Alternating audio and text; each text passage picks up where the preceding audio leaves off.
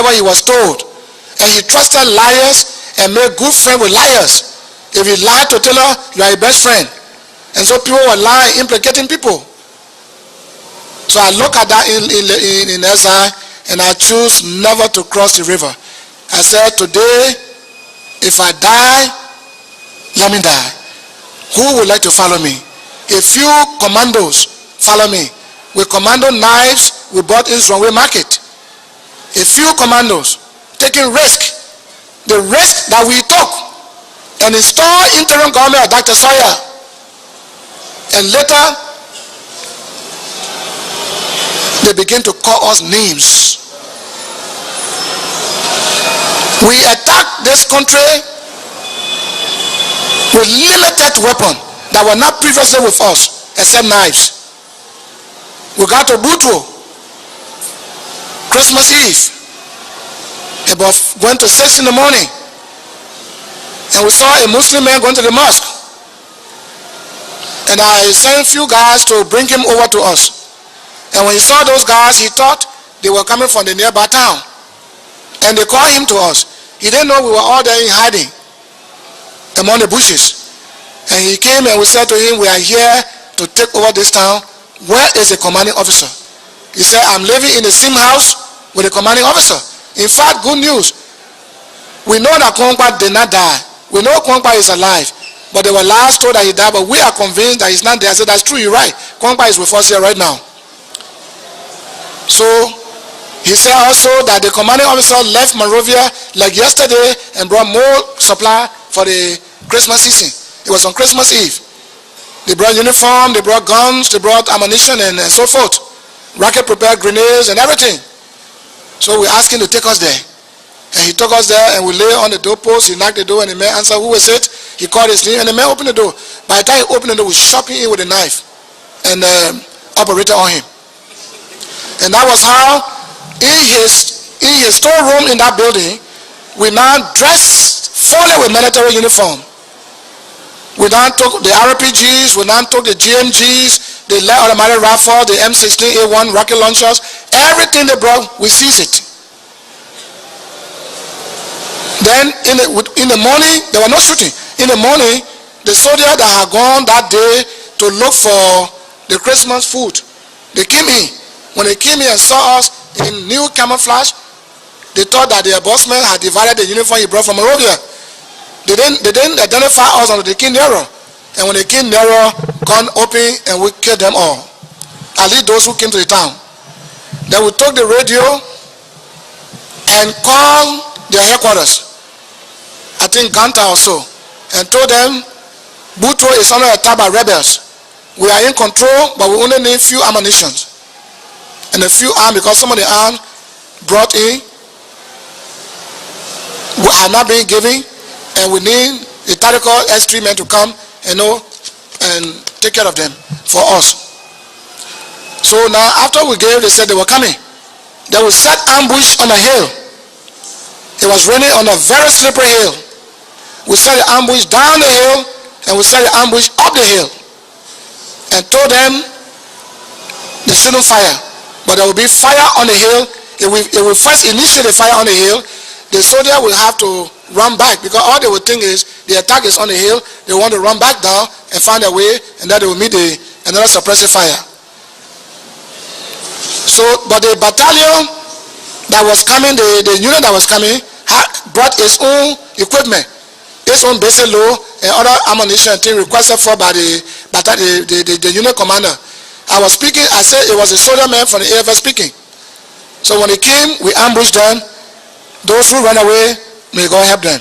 Those who did not run away, we seized everything they brought, and that's how we begin to maximize our strength. The more ammunition we had, the more equipment, the more uniform, we started our recruitment process. Then we moved on to Campley, where you have 106, Awuza 4.2, 105, heavy weapons. I think you all know the time President Doe was on the television and said, look, Nima people, you all leave your home.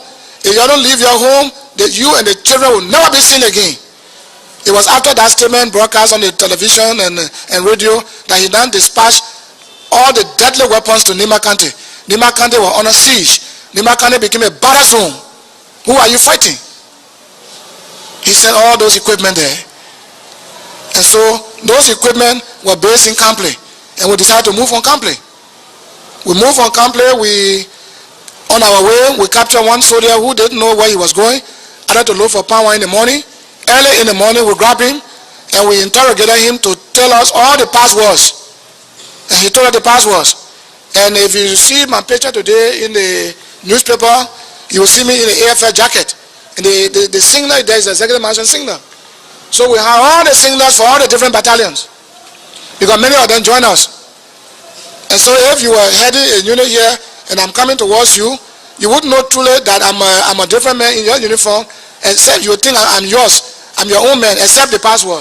So once you know the password, and the man say, like in Kample, the password was Bay. When you say Bay, you say Bay. I think Bay in Christ is a dog. So, and that is how we infiltrated. And so we took over Kample. Well, a snapper hit my guns and a splitter in half and cut my finger. But I used this finger to write a letter to Charles Taylor and give it to Target 1T and a group of commandos that I thought I could trust. And I told them when Taylor the liar crossed the river to come inspect the facilities, all the what we have captured, he should be executed at the border point. I ordered Taylor immediate execution at border point if he had crossed. Because he lied to us, he made our lives vulnerable, and he was self-centered.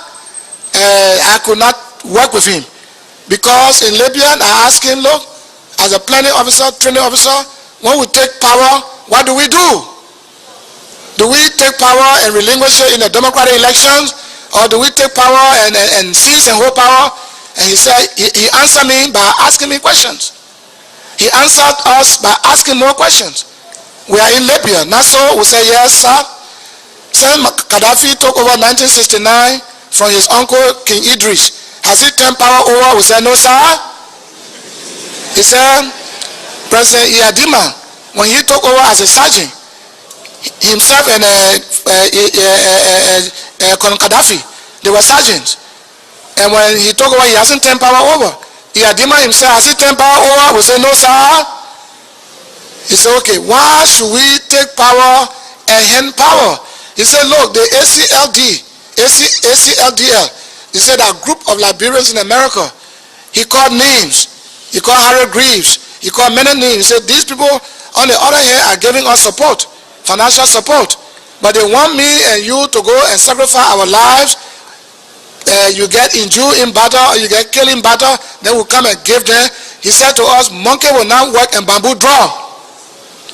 So we are not going to give power to any other Liberian except for us. We will take power and hold power until death.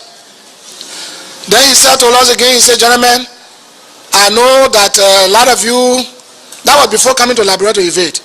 He said, I know a lot of you don't like me, but you see you have a problem on hand. I brought you for training and we're going to move the Samedo man. I think bringing you here alone and training you alone, you should forgive me for whatever you have in your mind against me. And I want to tell you this story. Taylor said, he said in Ethiopia, when Mengistu Haile Mariam and a group of officers overthrew Haile Selassie, he killed all of them.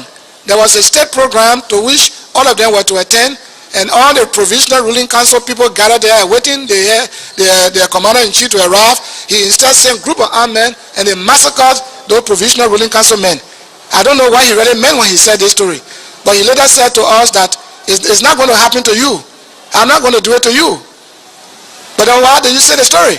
But I later got to know in later years that he committed the brave men in combat always to die in war. And whenever you are a strong man who capture so many targets, he will continue sending you to more targets to die there. He never trusted strong combatants. He always isolated them. He would prefer the late Azem Musa, who would kill Debare and bring him closer. He would prefer Benjamin Yuten, who would lie on people, like that. Those are the people he wanted. So, because of all of these things, I said I won't work with Taylor. So when Taylor crossed the border, you'll get rid of him. But they never got rid of him. They instead told Taylor the story, the secret. So Taylor did not cross to Liberia when I was at the border point. He remained far away. The only place he crossed was from Africa to Bopley. At that time, I had already come so far in Tapley and moving on to Monrovia. So many places I captured and left. My objective was not to capture, seize, and hold. My objective was Monrovia. Our objective was Monrovia. And you say you cannot move men of various ideas, various behavior, characters into combat with all drawing all guidelines. I drew out guidelines, that is SOP, to govern the activities of our men in combat. If you rape, it's execution. Rape itself is capital crime. And you wouldn't want your daughter to be raped, so don't rape anybody's child. So if you believe life is sweet, avoid raping. If you break people's homes to steal, then you are as good as the men we are going to fight. Then you face the penalty. So these are some of the rules we had. Don't break banks. If you break banks, you destroy the economy. Then it's useless going to force Amedo. So we got all of these guidelines. And when you enter town, don't take people cutters. Don't take people cutters. Don't force women to sleep with them. I know during the situation like that, a lot of them will want you. So, I mean, those who come voluntarily, out of fear for their own mind is up to them, but don't force them. So we drew our guidelines to govern our men in combat. I taught the UCMJ, Uniform Code of Military Justice in Libya, for the 2 years we were there, and I taught my Special Forces commandos even when I broke away. So I told them, here is that, choose it by doing all of these above, and choose life by avoiding the above. So that was the first thing I did. That is to have command and control. I had to put these guidelines in place. And the men and women of the Independent National Patriotic Front, now disbanded, came with me under my direct control. I had control over the men. I had direct control over the men. But human beings, sometimes you can't tell them. Somebody will say, I'm going to go urinate, I'm going to go do this. Unless somebody came and told me why the men were over there, this is what he did, I wouldn't know what he has done. So as I speak to you, anyone here, anybody who has something against even me, who has something against any of my men, as was written in the letter addressed to me by Chairman Verdier's office, that while they were taking statements around the country, people complain me of violating the rights. I would like to know the violations that I carry out, the violations that my men carry out, because we save lives, we save properties, we were interested in the lives of our people. When we came to Monrovia, hunger was everywhere. People were eating casemen, dogs. Dogs finished in Monrovia. Cat were finished in Monrovia. People resorted into eating flies, buggery. You could not find fly. Life was very deplorable. And I saw thousands and thousands of people offender. And I promised them that I would take the boat and bring food to you. Where the food was surplus at the port. I didn't keep the food for myself. I fed the public. I fed even the interim government national unity. All of these things we went through. So I don't know where in the world we will be killing people at random while we say Newcretown, Bushwa Island, Claratown, West Point, all over Monrovia. I do not understand. Why will we be killing people at random when government officials that will do up to the time we arrive, like Dr. Peter Naga, like Dr. Alfred Kula, there were so many of them, Serena Ford, so many of them who surrendered and came to save their lives were rescued by my men, by my revolutionary forces. So I do not know where we came wrong on the allegation that we massacred this, we massacred that in Burma. In Burma, there were no massacre as was alleged by other people I've been reading. But when you come to that here, we will go ahead and answer whatever question that will be posed to us by the commissioners over here. So, now back to the invasion. So we broke away from Taylor. When we broke away, we were thinking of a name to adopt. And I said, because of General Thomas Kwangwa, our former leader, I would not want to get any other different name, but I will use the same name, MPFL, but I will only put I. IMPFL means I mean peace for Liberia. That means Independent National Patriotic Front. Because we name peace for Liberia, we are bounded by the ECOWAS Peace Accord. We removed Samuel Doe from office and installed the interim government headed by Dr. Sawyer. We were not ambitious. We wrote a book, The Philosophy of the IMPFL. The guns that liberate should not rule. In there, we specify why we fought and lost men, why we fought with our blood and never took over. And yet today, those we save, those we redeem, those of us without whom there will be more interim government, those of us without whom Taylor will have who are riding the city and taken away by the force of guns, can now today turn around and call us names. And they made me to leave this country to go into exile. Even while in exile, they pursue me. Dr. Sawyer pursue me. And with the support of Dongayaro, they put me under house arrest in Nigeria for 9 months. I will come to that, because I need to explain all of this thing here. So when he comes tomorrow or day after, I will hear what he will say. And when he lies, I will still come back here.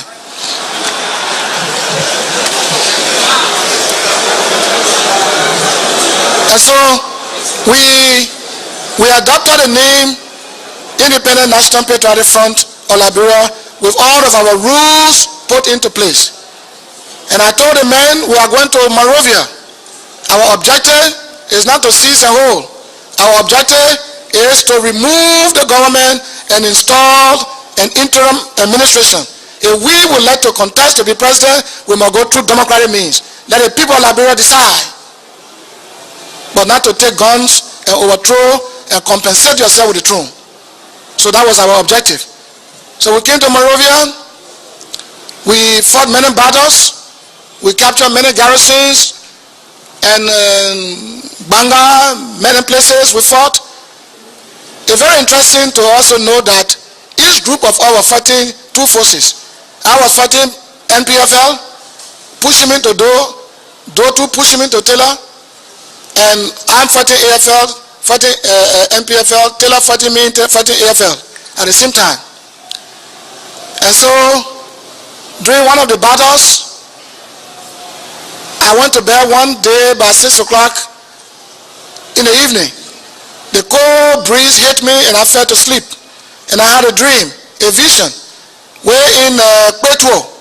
Those of you who've been passing Nimba, those two war tanks that were parked there, when you go to Tapatown, they are no longer there now. So I went to Petro because of the constant attacks on me by NPFL. They will attack me every day, blocking me from entering Monrovia. They did everything to prevent me from entering Monrovia. I never purposely planned military offense against NPFL because they were my boys. I trained them. But Taylor was the one planning. So I now decided that I would leave Samuel Doe alone and attack Taylor and block him from ever entering Monrovia. I would push him across the border. So I went to Petro. As we were playing cards and our food was on the fire, the cold breeze came and hit me and I fell to sleep. And in the sleep, the voice spoke to me and said, don't fight your brothers. Don't fight your brothers. If you want war, you are going to see the war early in the morning. So I was surprised. If you are telling me don't fight your brother and my brother are the Taylor people and they are fighting me and you say don't fight them, then who is coming to fight in the morning? Who am I going to meet in the morning? And by the way, who is speaking? So I just thought it was the voice of God, or voice of a spirit. So I told my men, as soon as I got up, the food was still on the fire. And I told my men, well, I just had a dream. We are told not to fight our brothers. We should go ahead, but if we want war, we'll see in the morning. So by 5:30 in the morning, certainly from the Monrovia side, as I heard the sound of a power saw, the AFL and their counterparts were cutting the power saw. They were using the power saw to cut the trees that were put on the road to block the tanks from coming to town. And I said, this is the war that the Lord talked about. So I put sufficient men in the bush with 33 GMG, Russian made. And I told them not to shoot, that I was in town, and that when fire is initiated from in town, they should open fire. So the point man came in town, he didn't see anybody, another platoon came, they didn't see anybody, another platoon came, the fourth platoon came, the last platoon, the war tank came. When the war tank came, we opened fire on RPG on the war tank, blow it up, then the battle started. So those were the tanks you saw. So we captured the tanks, and war is not good. When we saw the bodies, we saw many of our colleagues, together with whom we had lived with in Liberia, in Camp Shuffling, in Camp Todi. But because of war protecting somebody's power, we had to be faced with that situation, combating each other. Even at a certain point in Palala, we ambushed a jeep. When we went to inspect the body, it was John Wakrekru and Arthur Yanimbo. I think the brother or uncle or father of the Isaac Yanimbo. Had I known who were in that jeep, I would not have ordered to fire. Because Krekru was good to me when we were in the army. He was a very quiet man. There were times we went to him like knock out to borrow money. He would say, okay, look, Johnson, take this money and don't pay any interest, take. So I would not have been that evil to kill this man. But it was as well, and he was ambushed unexpectedly. We don't know what was there, and so that's what happened. So war is not good. So we came to Monrovia all the way. We got to Palala, from Palala where we ambushed this jeep I'm talking about. We passed in the bush to Davistown, not very far from Banga, because Banga were heavily concentrated with the AFL troops. Heavily concentrated with deadly weapons. And Taylor was afraid to take Banga because the news we were hearing, Banga was tough. We sent people on reconnaissance. They came back. They said Banga is tough. And I said, okay. So what we did was, the focus of the AFL at the time was on Nimba. When any bush moves from Nimba side of fire, everybody was focused. So the only friendly area was from Banga to Phoebe area and to Monrovia. So cars were moving freely from Banga to Monrovia freely. So we passed through Davistown. We all the way came in the bush and got to Phoebe in the morning and then took a route to the barracks. So the barrack was attacked at 5:30 in the morning. We attacked the barrack 5:30 in the morning, imploring every organic weapon we needed to quickly seize that barracks. So we seized the barracks within a space of 40 minutes. And so when the soldiers in Banga City heard the sporadic fires, and sporadic, suppressive and sustained fire in the barracks, they just gave up and said, well, our own colleagues have joined the rebels. So no way now. So it became food help the body. Those that were in town were under attack by us, the barrack under attack. So many people had to take out their clothes, their uniform, and fled to either Guinea or wherever they went. So that's how Banga felt. When Banga fell, we collected as many rounds of explosives we needed, and then remove the 106, 4.2, 105 Awusas that were there. We remove the pin, and then set the ammo drum on fire with the 106 rounds. When those brokers were firing, you could hear it in Kakatan. So the AFL thought said the guns we brought were too sophisticated that they could not stand. People began to run away. And then with all that, there were many soldiers from the AFL contingent that were prepared to die for the state because they are under obligation, constitutional order to defend. And they were defending well. But what happened that I felt was a mistake on part of the junta leader was that in his bid to protect his power, he ordered that all battalions should leave the country and congregate in Monrovia. So battalions moved from all over and moved from Monrovia, leaving many battalions very empty. So that's how they were pressed to the wall.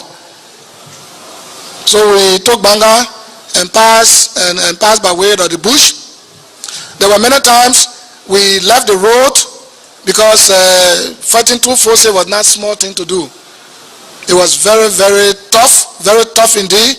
So at times, in order to be at ease, to rest and relax, we would use compass to make our own path in the bush and leave Taylor and those people to fight. Then we passed. And we did all of that until we came to the White Plains. We came to Johnsonville, of course. Johnsonville, we tell you, we gave them food. We secured the place. We visited Fenda from there. We promised them food. In fact, at Fenda, I will tell you a story. There were many people in jail. Many people were in jail, were imprisoned there by Taylor forces upon Taylor's order. And they were to kill them that afternoon when we hit the place and took them by surprise. You know, Commando launches a surprise attack. And we did that successfully and captured Fenda and broke the jail. You know, among those that were free from the jail, you know who was there? Sekou Damate Kone.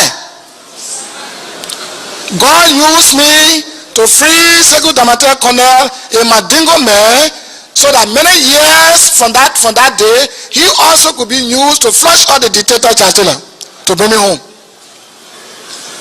I ended up being for led under the commandership of the great men, Damate, the Joe Wiley, the Jackson Doe, the Ase Yanigbo, the Charles, this man who had a problem with Charles Benny, all these great men. It will not be possible for you people to sit here today. Not possible. It will not be possible for me to come home to partake in the elections, to be called a senior senator. Even when the United Party dropped me by way of crook in Secretariat, my hometown, and declared to the world that Nimba County had rejected Prince Johnson. Nimba County came out in the numbers to disprove those lies.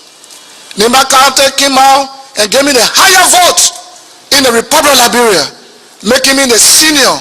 And those who engineer my fall in Secretariat, some of them become junior today. Those who didn't want to see me called honorable, I'm honorable. By the grace of God, I am who I am. And today, the peace that has been made possible by those who pick up the guns, those great revolutionaries, I think we should give credit to them. The politicians should stop calling us names, killers. After all, as a son of Nimba, a Liberian and a revolutionary, I didn't just come here shooting gun. I didn't just come here fighting. My people, Liberians, my people, Nimbanians, were under siege. I fought. I had to fight. We were pushed to the wall. What we did, we were prepared to do. When you have your wife, you always beat her every day. One day will slap you. Even if she's not able to beat you, she will resist.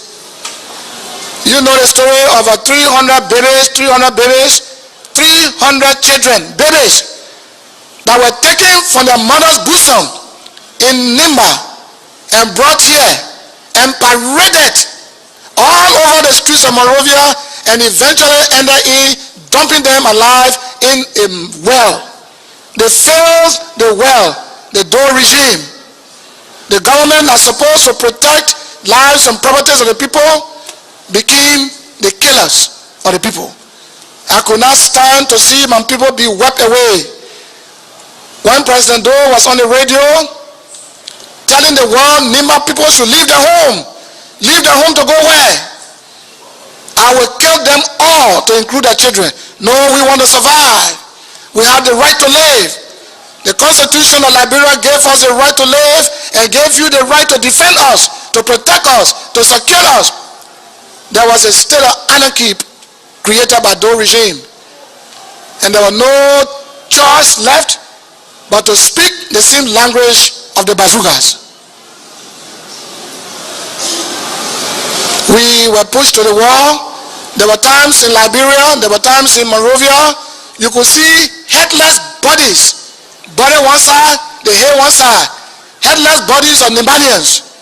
The people of Nimba could not speak their own dialects, be it Mana or Gyo. Whenever they went to rent a house, are you Gyo? Yeah, no place for you. Because wherever Gyo and Mana resided in Monrovia, they were the target. We were miserable. Our people were led to the slaughterhouse like chickens and slaughtered. I had to come in the defense. Nimba County, our home, were under siege, were under military occupation. We had to flush them out of Nimba and pursue in the capital. That's what we did. And we came to Monrovia. We took over Cartway. I used Cartway as a base to attack Monrovia. Monrovia was very tough, but we managed to take over. To cross those two bridges, you had to be tactical. We lost men. We lost great men. And may the soul rest in peace. The politicians who fomented the trouble, who fooled those, who misled those, they fled the country. They could not come back until we brought them. Today, they call us names. Today, they talk about military tribunal to be established in Monrovia. They call us perpetrators. Who are the perpetrators? The gun toting men or the politician with the cash who made the base possible and the training? Who are the perpetrators? So they should stop calling people names. When Joe Wally was speaking, I admired Joe Wally. He made some salient points. The war in Africa has taken so many of our brothers, of our children from here on all sides, on that side. You are living here on town bomb. I summoned the defense minister of Liberia to my office. I'm the chair of National Defense on the committee. And I told him, we are Yakubas. In here you call Gyo. We are in touch with our people in Africa. Our people are there. The different factions have different Liberians. You have the first group of people here you have dismissed, or you have retired, or you have dancers, and you're not catering to them. Job creation is very important after war. Calling names, ugly names attached to combatants who fought to defend you, to bring peace, will not help us. Encourage investors to come. Open the door for more employment. No employment is taking place. What we see in every ministry downsizing, the intelligent way of sacking people to replace them with their own people from the diaspora. That should stop. Because the people who are going to Ivory Coast, if it is true, from the intelligence we receive, they are watching what is happening here. They are hearing what is happening here. They are in touch with their colleagues. The new army we are forming to defend this country know that there was an army in place that defended the country so many 100 years. The way you will treat them, they will think you will treat that way too. What you do to the old army, they will think too, maybe you will do it to them. You got to be careful what you do. Job creation is most essential. Otherwise, poverty alleviation or poverty eradication is a mockery. It doesn't go to the poverty eradication. It's not only paving roads. It's not paving roads. It's creating jobs. And the people can get 3 meals a day to eat. No problem. But many politicians, bad politicians, they believe that when they come back and are suffering, they now war, they should eat finish. When they got nothing to do, then they're weak, then they're tired. No. A hungry man is an angry man. And an angry man will disturb you. We don't want disturbance, so we need to work. When there was petrol shortage or hike in price, I talked to Harold Greaves. Harold Greaves, who brought my first cousin to Liberia, General Thomas Kwomba. Harold Greaves, who made Kwomba to leave his home in the United States and brought him and died and left his family suffering. He's not doing anything to help the family back there. He is self-centered. I went to him and said, look, Mr. Greaves, I am capable from Kuwait to bring 5 million metric tons of gasoline every month. If I bring a price load on my business, I want to help. I want to help so that I can equally help the government as I did in the past. I donated drugs when I came from Brussels. I did that. But these people don't want you to get money. They want you to suffer, and they come and enjoy our sweat. It's very bad. So you, the TRC, tell authority they're doing good. The old lady is doing very fine. But the crooks that are around, they better do better. The government is moving on good footing, but they should teach, they should bring good idea on board. The president is old, and is getting much older, and will not want to leave bad legacy. I am of the conviction she will leave positive legacy.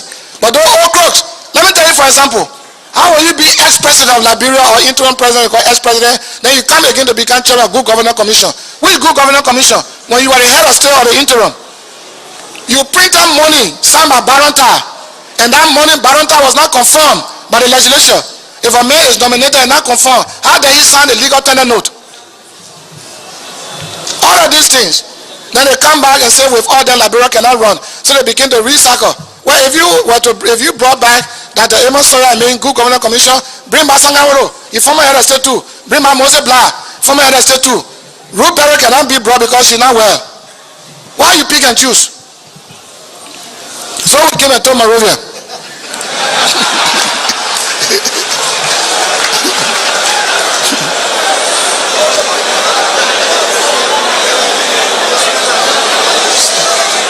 So we talk about Monrovia. When we talk about Monrovia, a few days after taking over Monrovia,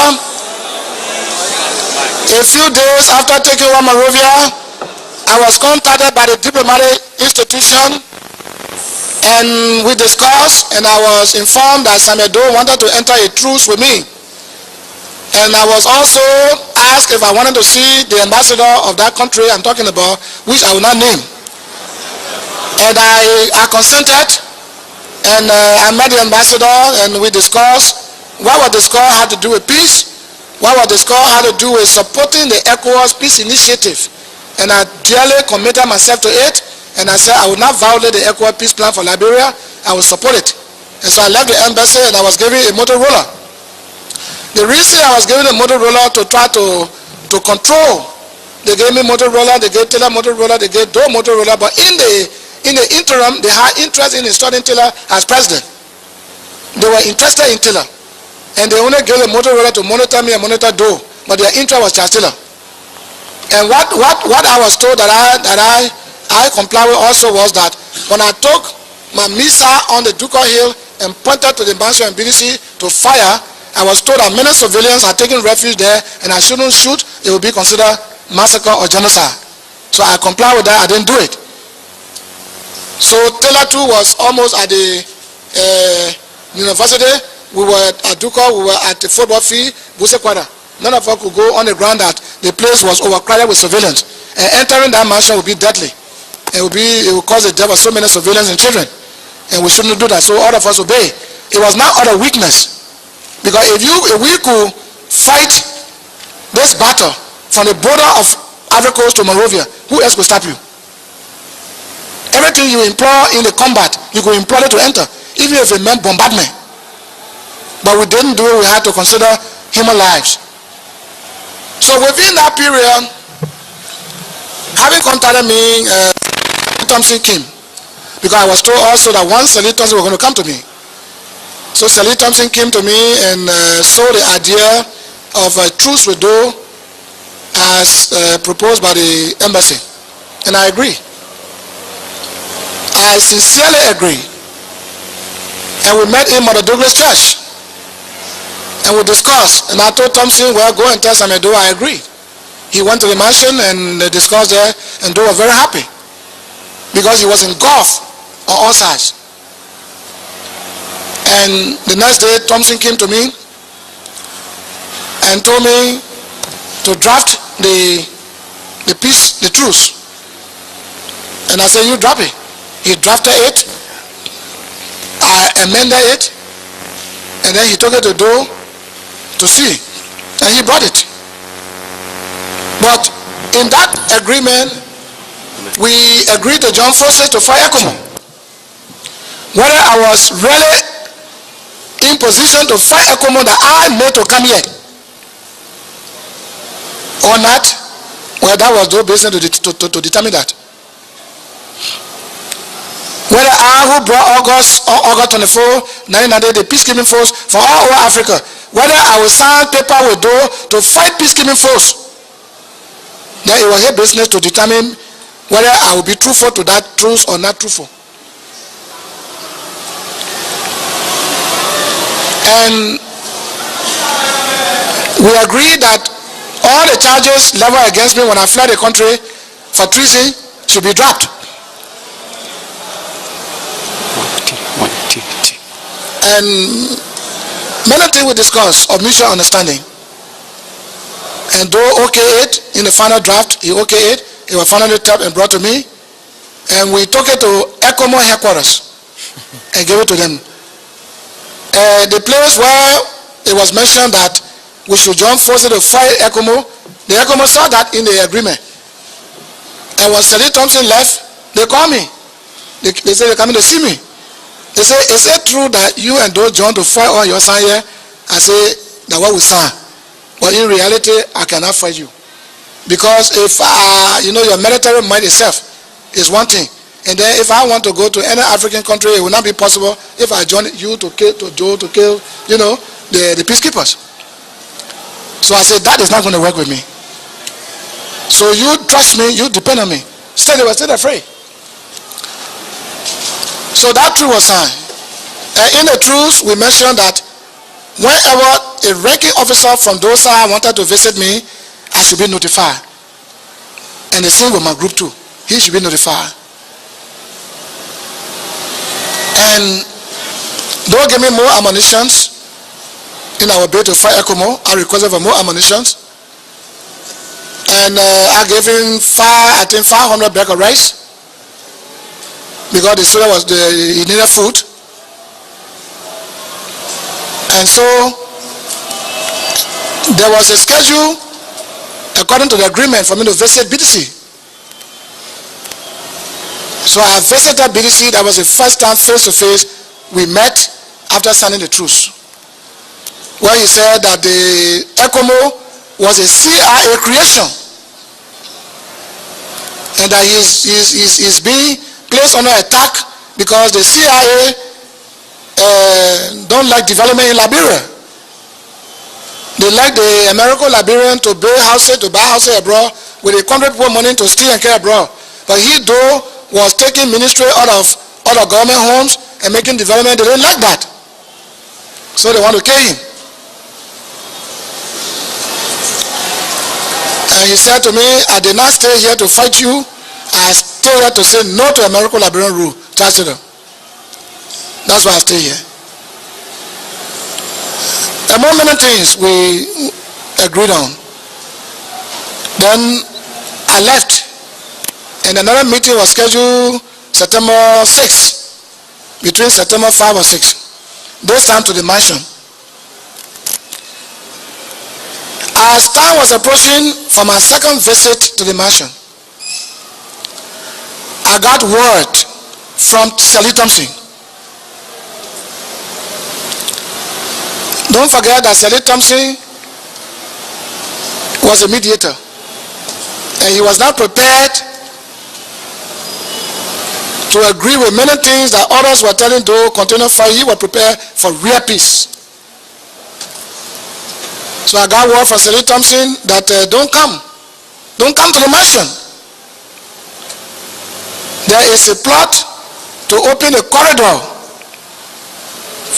from the SDA church. When you enter Busekwara, you claim the information service, you go there. To the mansion, you will not see door where you're supposed to meet him. Immediately they will open fire on you there, and you will not come back Busekwara because it will be suppressive fire. I was not in the meeting. Whether this is true, not true, the first law of nature being self-preservation, I had to be serious. So I said, oh, Thompson, he said, yeah, don't call my name. And since that time, is today I'm calling the name. Because at True Commission, we are present. And all along, though they not know. So the expecting though decided to visit the port. Because when the peacekeepers came, they failed to pay visit to him. They paid to visit though. They failed to pay courtesy call. So those say, but I'm the commander-in-chief. I thought I was here at BDC. And these people say they were coming here to help me, to bring peace. How come they be here over 1 week, 2 weeks? They don't know who they call the town owner or the town chief. And they sit down there in your area. They don't want to come to pay me courtesy call. That year, a lawyer, they came to move me. Okay, I will go, one day I will go there and deal with these people. So Samuel Doe visit to the port was intended to question ECOMO as to why they came and failed to pay courtesy call, whether they did not recognize him as a head of state. That was a visit to the port. I will come to that. So my visit to the mansion, I have been told that there was a plot to open corridor for me to pass and then close me up.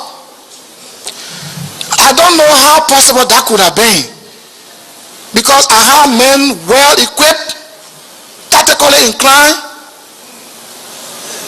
brave, strong, and intelligent commandos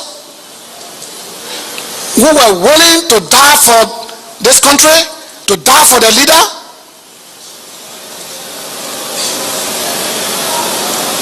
And wherever I move well prepared. So that would have been disastrous, because to fight in your own house is different from fighting in my house. If you invite me and fight me, then that's the end. Because you did not come into the border, why would you came in Monrovia? With all the manpower. All those heavy crew guys that were in Newtown, West Point, Clarendon, all were joining. High-headed, strong, muscular guy. The AFL too came to me in 1,000, because that's my mother unit. That's my mother unit. I congratulate them for defending this nation up to the last with their blood. But they are no longer recognized.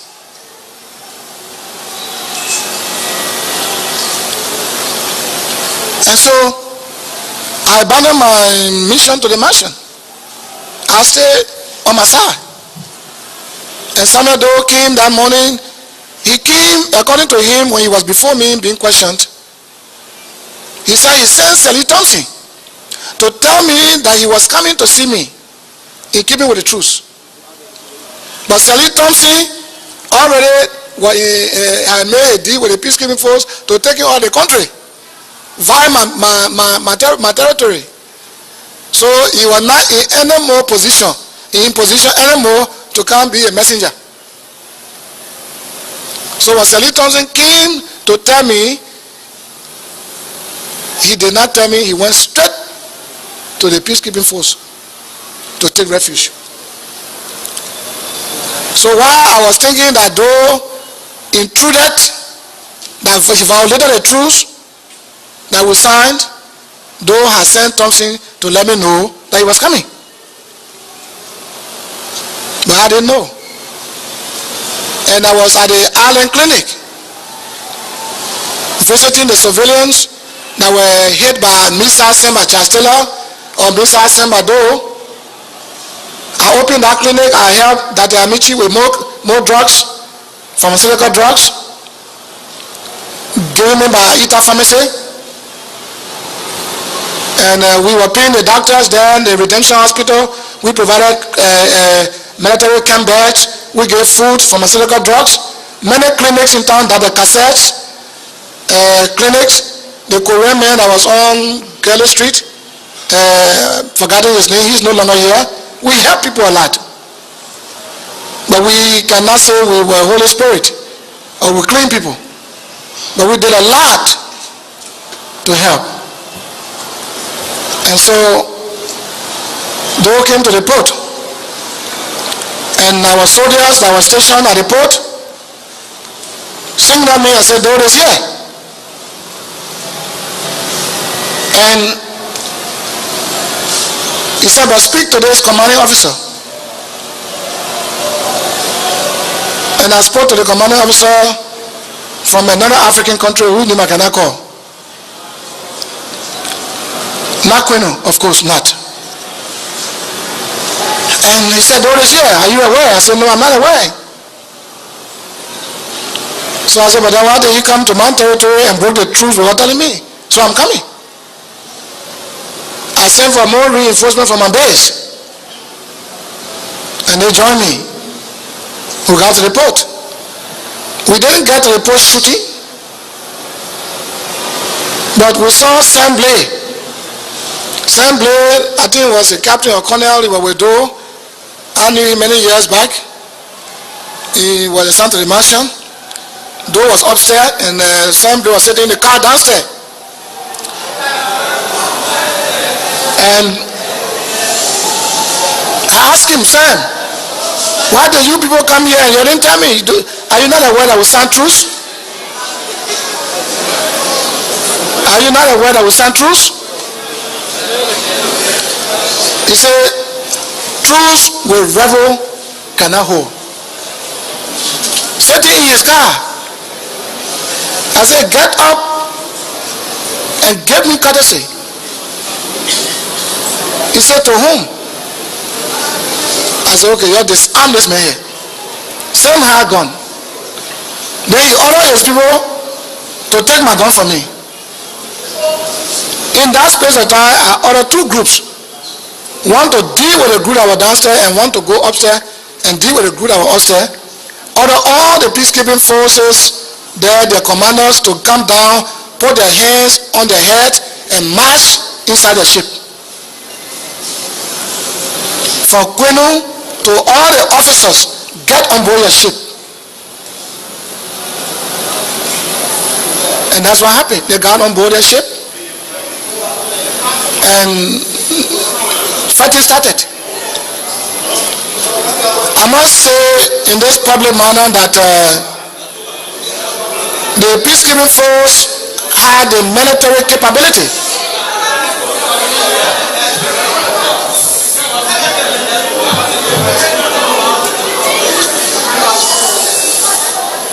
It's going to 1 o'clock. You want some water? No, forget, I bring my water. You have to people are going to be careful. My water over there. Please give this down.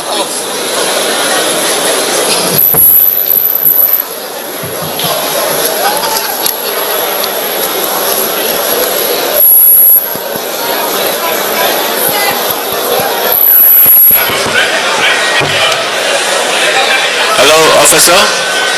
Please, could you take care of the people up there?